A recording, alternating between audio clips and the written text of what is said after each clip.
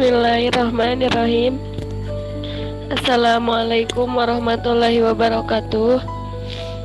Kami dari kelompok 3 akan mempresentasikan tentang mengelola sumber daya manusia dan hubungan tenaga kerja. Selanjutnya, dasar-dasar manajemen sumber daya manusia. Manajemen sumber daya manusia adalah ilmu dan seni mengatur hubungan dan peranan tenaga kerja secara efisien dan efektif sehingga tercapai tujuan bersama perusahaan, karyawan, dan masyarakat. Fungsi operasional dalam manajemen sumber daya manusia merupakan basic pelaksanaan proses manajemen sumber daya manusia yang efisien dan efektif dalam mencapai tujuan organisasi. 1. Kepentingan strategis manajemen sumber daya manusia. Manajemen sumber daya manusia memiliki peran, fungsi, tugas, dan tanggung jawab, yaitu 1. Melakukan persiapan dan seleksi tenaga kerja atau preparation and selection. 2. Pengembangan dan evaluasi karyawan atau development and evaluation. 3. Mempertahankan angkatan kerja yang efektif.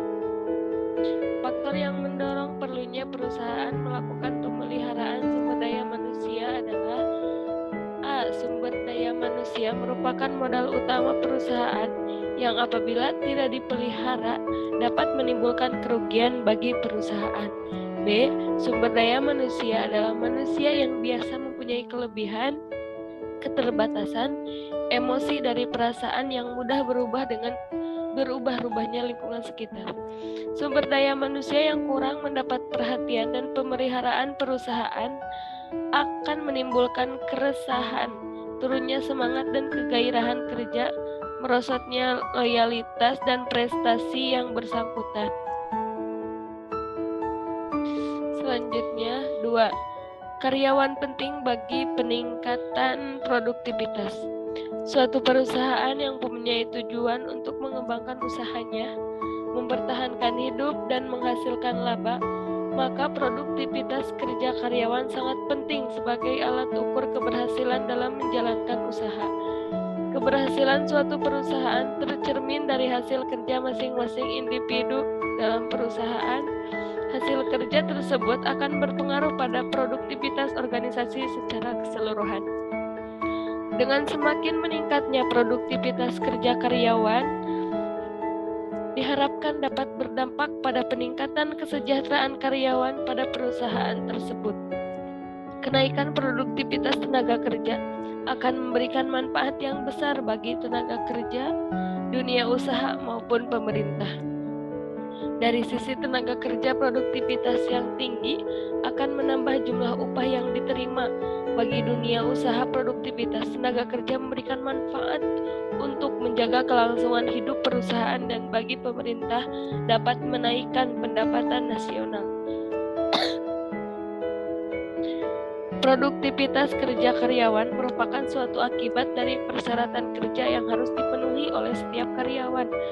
Persyaratan itu adalah kesediaan karyawan untuk bekerja dengan penuh semangat dan tanggung jawab. Seorang karyawan yang memenuhi persyaratan kerja adalah karyawan yang dianggap mempunyai kemampuan jasmani yang sehat, kecerdasan, dan pendidikan tertentu, dan telah memperoleh keterampilan untuk melaksanakan tugas yang bersangkutan dan memenuhi syarat yang memuaskan dari segi kualitas dan kuantitas.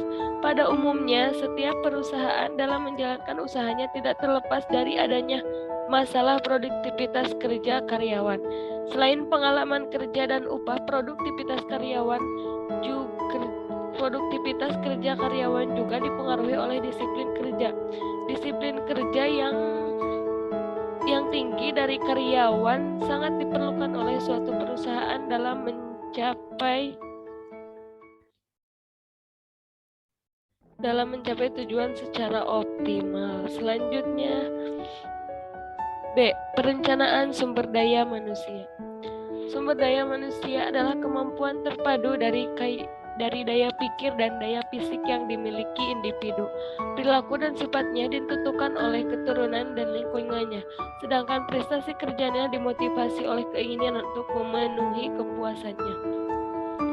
Andrew Esikula tahun 1981 mengemukakan bahwa perencanaan sumber daya manusia atau perencanaan tenaga kerja didefinisikan sebagai proses menentukan kebutuhan tenaga kerja dan berarti mempertemukan kebutuhan tersebut agar pelaksanaannya berinteraksi dengan rencana organisasi. Perencanaan sumber daya manusia melibatkan analisa pekerjaan dan prediksi permintaan dan penawaran tenaga kerja. Meramalkan permintaan dan penawaran sumber daya manusia di masa depan dengan cara menilai tren penggunaan sumber daya manusia di masa lalu, rencana organisasi di masa depan, dan tren ekonomi umum. Ramalan penjualan yang baik dapat menjadi dasar perhitungan kebutuhan sumber daya manusia. Selanjutnya, proses perencanaan sumber daya manusia. Penyusunan staf dalam organisasi, rekrutmen sumber daya manusia. Rekrutmen menurut asalnya dibagi menjadi dua macam, yaitu rekrutmen internal dan rekrutmen eksternal. 3. Menyeleksi sumber daya manusia. Tujuan proses seleksi ini adalah mengumpulkan informasi yang akan diperkirakan tingkat keberhasilan kerja para pelamar dan kemudian mempekerjakan kandidat yang dianggap berpeluang paling berhasil.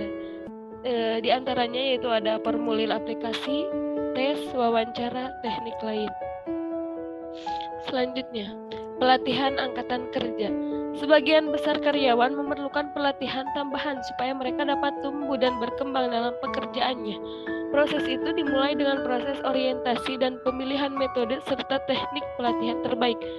Orientasi karyawan baru. Orientasi adalah proses memperkenalkan karyawan baru kepada organisasi sehingga mereka dapat lebih cepat menjadi kontributor yang efektif.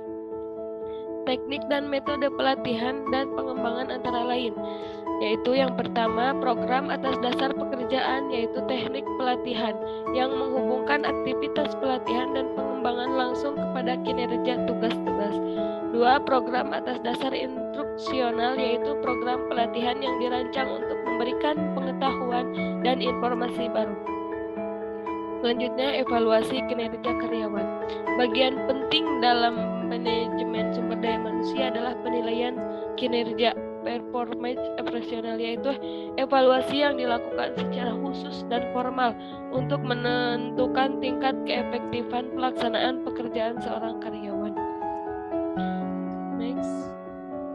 Tujuan evaluasi penilaian adalah menjadi pembanding dalam menilai secara lebih baik proses rekrutmen dan seleksi, membantu manajer menilai apakah telah merekrut dan memilih karyawan terbaik, menjadi acuan untuk pelatihan, pengembangan, dan pemberian kompensasi yang efektif. Proses penilaian kinerja antara lain, melaksanakan penilaian kinerja. Penyelia seorang karyawan adalah orang yang melakukan penilaian kinerja langsung terhadap karyawan karena ia memiliki pengetahuan yang terbanyak mengenai persyaratan pekerjaan dan berpeluang mengamati karyawan yang melakukan pekerjaannya serta bertanggung jawab atas kinerja bawahannya. 2. Memberikan umpan balik kinerja.